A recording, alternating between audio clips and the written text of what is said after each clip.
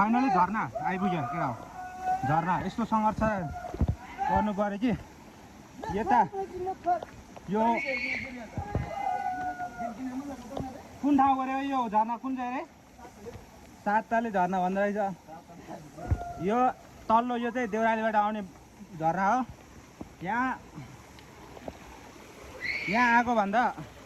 अर्कै त्यो कपिला कोटपट्टिको झर्ना चाहिँ राम्रो छ बाटो राम्रो छ यता बाटो खासै राम्रो छैन त्यही पनि आफूहरूले बाटो नचिनेर फर्किन्छ बाटोको अवस्था एकदम खराब छ कि बाटोको अवस्था एकदम खराब यताको यहाँसम्म आइपुग्दा ऊ पानी पर्न लागिसक्यो अब फर्किने कि झर्ना हेर्ने भइरह बाटो फेरि एकदम पानी परेपछि पहिरो आएर खोला बाढी आउने त्यस्तो समस्या रहेछ खोला तार्नै गाह्रो क्या त्यो खोला यदि यहाँ हुँदै आइहाल्यो भने टाइममा त्यो क्रस गर्नु पाएन भने त्यो खोला तर्नै नसक्ने रहेछ त्यो पाखाको एकदम खोलेको ढुङ्गाहरूले अनि एकदम गाह्रो झर्ना त्यो यही हो झर्ना चाहिँ राम्रो बाटो चाहिँ नराम्रो पुरा त्यही हो राम्रो चिजमा केही राम्रो चिज पाउनको लागि पकड त गर्नुपर्छ हुन्छ त्यही रहेछ एकदम राम्रो छ झर्ना चाहिँ झर्ना एकदम अग्लो छ होइन एकदम अग्लो छ नि झर्ना त होइन सातताले झर्ना रे यो लास्टै अग्लो रहेछ तर मोबाइलमा चाहिँ खासै अग्लो देखाएको छैन जस्तो लाग्यो मलाई